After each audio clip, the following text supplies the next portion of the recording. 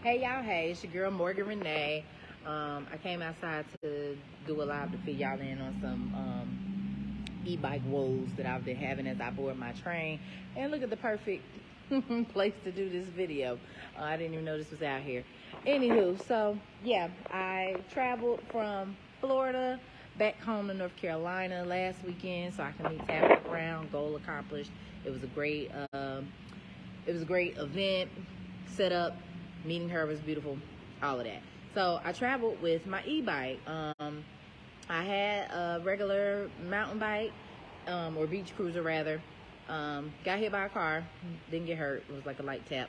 The person that hit me felt so bad that they went and bought me another bike and gave me $100 cash. I went and turned that bike in for an electric bicycle so I can get around a little faster in the area that I'm in. So coming up here, I was like, for one, I still don't have a car when I get to North Carolina, and I knew or thought about the areas I might be in and how it might be convenient to have that vehicle with me so I can get around. And I also kind of wanted to show it off because some of my peers had already seen me online and had some cackles and things to say about it. So I was like, let me pull up on these people. And sure enough, when I got downtown, a few of my friends was practicing riding on my e-bike. But anyway, so now I'm leaving town. I'm at my next destination, headed back to Florida, and I had trouble getting onto the train. Now, so the basis of this live is talking about customer service and training employees properly. It's about attitude and adjusting your attitude and staying in a place of peace or calm when something isn't going your way. And it's about standing up for yourself, okay? So let me give you the rundown. So, like I said, I traveled from Florida to North Carolina with my e-bike, no issue at all, right? Now, this e-bike has been kind of giving me trouble here and there, but typically I'm standing up for myself and I'm telling the people what's gonna happen. And sometimes it works, sometimes it don't. So I'll give you a quick example. Out in Florida, when I get on the buses, a few bus drivers have tried to tell me, oh, you can't come on here with that. Now, the first bus driver bus that I got on, he didn't initially tell me I can't come on with it. He told me as long as you can get it out the aisle. So because I had that as a first time experience, that's why I lead into all the other bus driving experiences with, oh yes I can, because another one of your drivers did say, and I can fold it down and I could put it in my seat. Now, had he came at me with the, oh, you can't bring it on here, I may or may not have debated him. Most likely I would have. Maybe not been a debate, but it would have been more so a questioning and in a soft manner. Like, are you sure? Like, no, I wouldn't have begged. But I'd have been like, oh, but I can put the handles down and I can make sure that it's out the aisle and in the seat. I would have done something like that and maybe try to convince or prove to him that I can actually ride this bike. And that's one thing that I'm learning on this journey of having an electric bike. With the regular bikes, you can put them on the front of the bus if there's room. Most of the buses only have 2 bike racks, so if you need to catch that particular bus and the bike racks are full, you just gotta wait till the next bus because you absolutely can't take a regular bus on a bike, which I understand because there's really nowhere to put it. But with my electric bike, because it is smaller and it does fold up, that's why I kind of put up a fight. So anyways, that was the first experience with the bus. So I'm able to tell people, yeah, I can't come on here with my bike. Excuse me. Now, there's a store out in Jacksonville, Ross, that won't let me bring the bike in the store. I go there to pick up certain Amazon packages. They got like a hub there or whatever. So most time I'm just in and out. So one of the managers kind of was getting snappy as soon as I came in. They didn't even greet me. Oh, you can't bring that scooter in the store. You can't bring that scooter in the store. And I'm like, ma'am, I'm coming to get this. So on my way up here, or before I left to come to North Carolina, I was shopping for like a new bag that I could carry that was lightweight or whatever. So I was in the store a little longer than usual. I did come in for my Amazon package, but I also stayed in that same area where the hub is to look for luggage. And she called on the loudspeaker, whoever has a scooter need to get it out the store. And I ignored it because I knew it was mine, and I knew she knew it was mine because we didn't already had this talk before. So I'm steadily shopping. Then she comes over, ma'am, you need to get your bike out the store. Ma'am, you get the bike out the store. And so I'm debating with her. I'm like, ma'am, it's not that big a deal. I come in here all the time. She's like, yeah, but you usually just getting your package and you going. And the bike is out the way. It's really not bothering nobody. And I'm like, man, I said, really don't matter. I'm about to check out. And she's like, when somebody's child try to put their foot on it, so that's why we don't have stuff in the store, because somebody could get hurt. I said, well, that person need to be keeping up with their child. My bike isn't bothering anybody. So because she really wasn't about to let up and I was about to cuss her out, and I have to go there often for my packages, I just chalked it up and put it outside. Now, reasons why I don't want it outside, because they're thieves. People be thieving. And I've had things stolen in Jacksonville already that's a lesson for another time and day, you know, locking stuff up. That's why I have a storage unit now. And some people are just ruthless. Their bike is $460 after tax. I don't want to just leave that on the sidewalk. There's no bike racks outside of that, Ross. There's no tree or anything really in the vicinity where I can keep my eye on it and feel comfortable. And even if I did tie it down with the regular lock that I put on a regular bike, I just don't want my scooter outside. So I'm learning all these lessons that come with having an electric bicycle or whatever. Things I never had to deal with before, having a car, just catching Ubers. So those are two instances where it's like, you know, I'm getting reprimanded for having my e-bike. So knowing that this bike can cause issue or may not be allowed everywhere, I did my due diligence when I was booking my train ticket. I called Amtrak because based on what I saw on the website, you can bring bikes. I didn't see anything specified about not bringing an e-bike. There were different ways that you could bring it. You might could bring it on the actual train and lock it in somewhere. You could put it in a box. And they do it as a carry-on. So I read my options thoroughly, and then I called just to double check. So the lady that I called, in hindsight, she kind of didn't sound like she knew exactly what she was talking about. She kept putting me on hold a few times, double checking some things. But when she came back, her answer was, yes, you can absolutely take it. And she told me not to pay the extra $20 fee on the website. Just when I get there, let them check it. So that's what I did. I get to the train station in Jacksonville. Again, one lady is telling me one thing. She's telling me that I don't need to pay, that I could just bring it on board. And then right before I'm about to board, another guy comes out from the back and is like, no, you need to check this. And I said, yes, sir, I'm aware. That's why I tried to tell the lady when I came here, but she told me it's not an issue. So that's going back to employees not being trained properly or don't know what they're doing, and or corporate not having, you know, their set rules in place for how things like this go. So I get my bike checked. It's no issue. They give me the tag to pick it up in the next city or whatever. I get to Greensboro. It's not an issue. I get it off.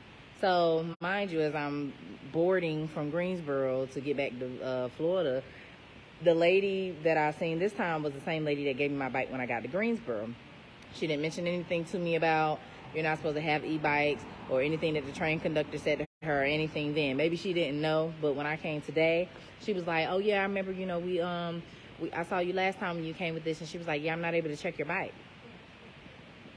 What you mean, man? What you mean you're not able to check my bike? I got here from Florida with it, and I'm going back home to Florida with it. So I'm telling her, I'm like, ma'am, I don't understand what you mean I can't check it. She was like, yeah, the conductor got on me, and he told me that we're not allowed to have motorbikes, so I cannot check it for you. Do you have somebody that can come pick it up? And I'm like, no, the person that could just left. My dad just left. I'm not calling him back up here to take this bike. And also, I need my bike. Like, this is how I get around in the city that I'm in. Like, this is my form of transportation. And y'all, maybe I'll get to a place of abundance where price won't matter to me, but I paid $460 for this bike.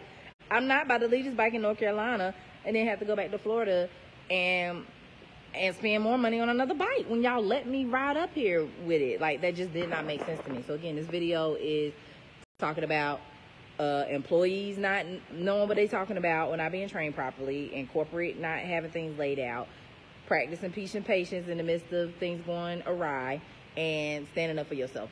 So this is me standing up for myself, and I just let her know. I was like, well, I said, can I talk to the conductor? Because I said, y'all might just have to give me a corporate pass, because I did my due diligence. I called the train station before booking my ticket. The people in Jacksonville allowed me to bring it on. Y'all allowed me to take it off the train. So I should be able to get back home because it's my form of transportation. I said, so maybe I need to speak to the conductor. And she was like, yeah, well, I don't want you to get left train side. I said, what that mean? She said that if you go up there and they don't approve or something like that, you're going to be left by the side of the train. They're going to leave. I said, oh, no. So I called my dad back, and I'm frustrated. And he's a praying man. And so he's just like, all right, Morgan. You know, he was like, calm down. We're going to pray about it. We're going to let the Lord lead type deal. And I really didn't, that's not the mode I was in, so I'm kind of glad that I called him to have that moment, because I did need it, because I was really frustrated, and not at her, and I even apologized to her a little bit later. I said, yeah, I don't mean to get spicy with you in particular. It's just that this rule is ridiculous because of y'all lack of training or whatever corporate got going on. And then she showed me in this handbook, she was like, yeah, I'll show you. And I started to tell her I don't need to see it, because I said what I said. I'm taking my bike in, and y'all let me do it the first time. I don't give a damn what's in that book. But she showed it to me, and it was saying, it was like no electric bikes, BMX, this, that, trailers, in whatever handbook she had. So I called my dad. He told me he coming back. I chalked it up to, if I had to, I was going to leave it with him. And when I got back to Florida, I was just going to go by the pawn shop that I went to when I first got there and get a $100 regular bike like I had when I first got there. Because the e-bike, it gets me around quicker. Because, go 15 miles an hour, 30 if I pedal. But I do kind of prefer the regular mountain bike or beach bike. It is more work, doing it. But I'm working out now, getting more physically fit. I accept the challenge. It just, it might take me a little longer to get there. I might be a little more out of breath. But that revving, I be feeling like that energy in my hand. So I'm contemplating getting another regular bike anyway, and maybe potentially selling an e-bike, or I don't know. But nonetheless, I want to bring it back to Florida so I can make that decision when I get there. So yeah, I had chalked it up today. I was like, damn, this is really not what I wanted. And this is something I don't usually do, but my train was about to leave. My train was leaving at 4:48. I didn't get there till like 4:30. So that's not something I usually do. I'm usually there an hour, 30 minutes before, but I was spending the last few moments with my family, and we was, enjoying ourselves. And so we got there thinking, all would be well, because I didn't have no issue with the bike the first time. So, yeah. So she shows me that. I go up there thinking I could see the conductor or whatever. And then I'm on the website looking up, I said, Amtrak bike rules. I go to frequently asked questions, because I'm like, you know what, maybe it's on me. Maybe I did miss something. Even though I looked on the website and called corporate before booking my train in Jacksonville, I was like, maybe there's something that I missed. So I went to the frequently asked questions, and right there it said, can I bring my e-bike? And it said, yes, as long as your bike is under 50 pounds, which mine is 38, then you can bring the bike. You just have to check it. So I went back down to show her. My dad had pulled back up, and I was like, Daddy, look at this. Like, on their website, it says that I can bring the bike. So I don't know what handbook she has, and it really don't matter at this point. I can bring my bike. So I showed her what it say. She take a picture on her phone, and I said, ma'am, I said, can you please, I said, is the conductor gonna be up there, or can you walkie-talkie him or something and let him know, like, am I able to speak with him, because I need to show him what this says, because I know what he's telling you, but I need to let him know what the website is telling me.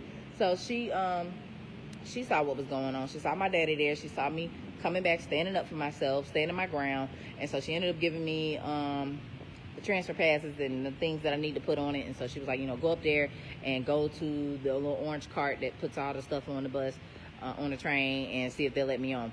And she was telling me that the conductor was like a white guy and how he looked and all this and that. But I went down there, and it was a colored man down there with all the stuff. And I kind of explained to him what was going on. I was kind of fast talking, so one wasn't kind of really understanding me. He just sent me to the other guy, and the other guy was just like, all right, just bring it on, bring it on. And so I was grateful. My dad was like, that's favor, and you see what happened when you calm down and you let God handle it. I'm like, yeah, I'm thankful for this lesson, but also I just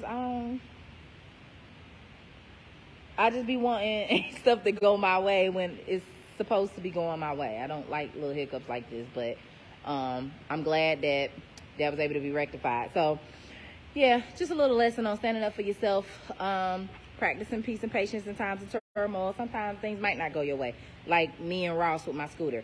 That lady, she don't be playing. She don't want my bike in there. I don't want to cuss her out, because I want to keep coming to get my packages. So I just got to leave it on the sidewalk and be quick, or not go there. Get my stuff sent somewhere else. Get an address so it can come to my house. It's just going to be certain rules and, what am I trying to say? Prohibitions sometimes that, may not be in our favor. And also corporate, when I think about, I'm a business owner and I don't have employees and things like that. I have an assistant, but I don't have like the amount of employees that a lot of these big companies have. But just being observant and even working for certain corporations, I see how hard it must be to keep everybody on the same page. When I was getting trained for the movie theater that I'm working at, they're not really doing what they're supposed to do in the proper order. They're, hiring people, putting them on registers. You're supposed to be taking certain computer tests and stuff first before you do that. So a lot of these corporations not even doing what they're supposed to be doing. And a lot of people are overworked and underpaid. So a lot that they have to pay attention to and rules that they got to know. So this e-bike rule, it's probably not enough people, I guess, riding e-bikes for this to have been something for them to know about. But best believe, who calling corporate tomorrow morning? And it's not always to complain, y'all. Like, I'm not going to call fussing or anything, but I am going to call to let them know y'all need to either update the website and or update your conductors. I'm going to give them the branch location of where I'm at, because this situation needs to be rectified. I may want to travel with the bike again, and now I'm hesitant to not even bring it next time because of all that I went through. I don't want to get to the Greensboro station and this be an issue again. You know, because I don't know when the rules are changing, if they changed, if they have them out. But I'm grateful that I found that that proof on the website that says e-bikes are allowed versus just me saying I call. Like, there's proof that y'all website ain't updated for me to have known whatever rule was in the handbook that she showed me. So, yeah, just wanted to share that with you all. And so far, so good. I am not in Jacksonville yet, but I will be shortly, and I'll be updating you guys on my journey. It's a lot that I gotta update y'all on. I still haven't gave y'all a recap of Costa Rica. I got a lot of footage to drop from that. And I just want to shout out to everybody that I got to see while I was in Greensboro. I came to see Tab. I stayed to cook for y'all. I went to some events. I went to, and y'all, I had a pretty stressful, low-key depressed week.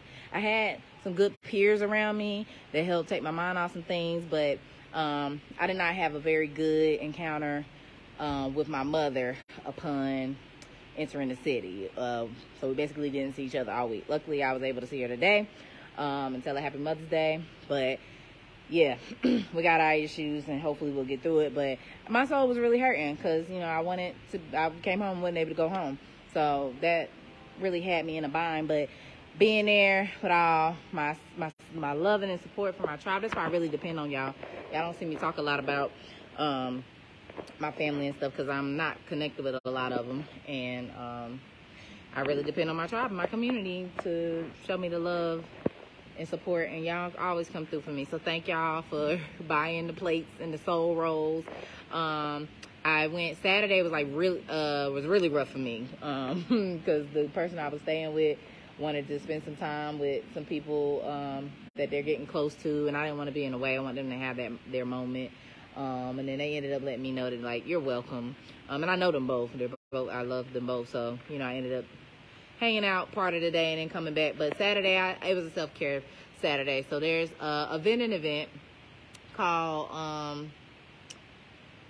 oh, Lord, what's it called? I'm not sure what it's called, but it's every Saturday from 1 to 4 p.m. outside of Mosque. Don't get me wrong, if it's Mosque 91 or 92, 1320 Glenwood Ave. If you know anything about the People's Market, it's the street behind where the People's Market is held. And they have a vendor's market there every Saturday, and it's free vending. And so my people's Joy Rosa has her Earthworks acupuncture mobile bus, mobile acupuncture that she does. And so I went to go see about her and got some acupuncture done. And I just cried on the table. She's not because of the needles. The needles didn't hurt. I'm not a scary needle person. She'll tell you take a deep breath in and out and stick you. And so she did it in my ears. And I was just releasing and just feeling all my feelings and not feeling bad about it. And I was on a little bit of shrooms, so like my emotions were magnified. Like, not a lot. I just had like some residue of some shroom drink that somebody else had made. And I just was like kind of feeling the feels. And then after that, I walked down to the Call to Cool Multicultural Center. And my friend Tayon was having a dance class, a free dance class. It was a free Saturday for me.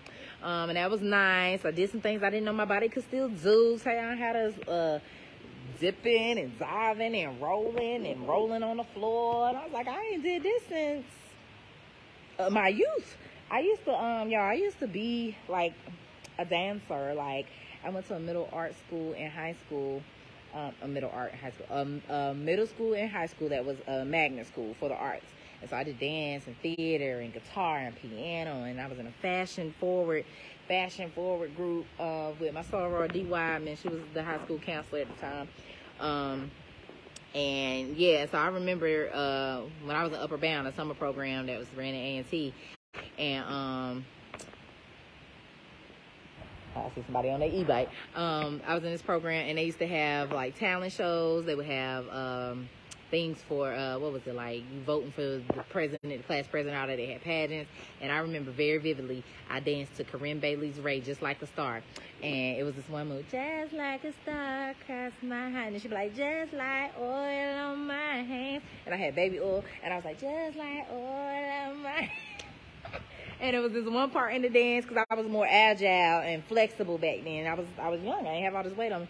And I remember I had this move, the one that Tayon had us doing, like you put your legs up in the air, like you hold your butt, your legs up in the air, and then you like roll backwards. I might have to show y'all later. I can't do that out here on this concrete. I mean, I could, but I don't want nobody to see me out here rolling on the ground. Mr. Lois, baby, I might look young, but in my soul, I'm 77, okay? You're just getting to know me. I've been here before. And just because you're young don't mean you're still as flexible as you was when you was 10 years young. I'm 32. When I was 22, I could move a lot better than I can now. But that's why I'm working out and doing self-care. So, yeah, that was fun, Tayon. Thank you. I also hung out with Tayon for his birthday the night before. It just was a great weekend. It helped keep my sadness at bay and just keep me focused on, you know, the positive. And hopefully, prayerfully, me and my mother will get there. And if not, hey, it is what it is. I'm learning a lot of lessons, and I have a lot of community mothers and sisters and brothers that shower me with love. And that be the thing sometimes. Sometimes the people closest to you, you can't receive what you need or want from them because we all got our own ish going on, you know. People maybe not have healed from things that they dealt with before or in their childhood, or, you know, don't know how to manage their emotions or know how to release their emotions in a healthy way. And so sometimes you end up being kind of caught up in that cycle, or I don't know, getting what am I trying to say? The burnt end of the stick. Y'all know what I'm trying to say. Sometimes you end up feeling what they feeling. So, but yeah, I'm grateful, and prayerfully I make it back to Jacksonville safely. I ain't worked my virtual job this week, so when I get back, I'm gonna be working my physical job, my virtual job, and my business. I made some new customer connects. I got a new wholesale order from a lady I met when I was serving the soul rolls at the People's Market, which is every Thursday from 5:30 to 8 in Greensboro. Y'all should go check that out if you haven't heard about it. The People's Market has been running for almost a decade now. I think about 8-9 years. It's off of Glenwood Avenue in Greensboro, North Carolina, Glenwood Avenue and Florida Street. And they have a lot of amazing vendors, y'all. They have food and dessert vendors. They have vegan food options. Excuse me, soul food, African food. Shout out to Kunle's Cuisine. We always trade off. I get some of their good fufu and egusi, and they get some of my soul rolls and banana blossoms. There's health and wellness vendors. There's plant vendors. There's children vendors. So yeah, y'all make sure y'all support them every Thursday, 5:30 to 8. The season runs from April through October, so you have plenty of chances to catch them. And again, the vending market is on Saturday on Glenwood, behind the church where we have the People's Market. Every Saturday from 1 to 4, free to vend, free to attend. All right, so I appreciate y'all. I'll check in with y'all again soon. Peace, love, and light. Have a good night.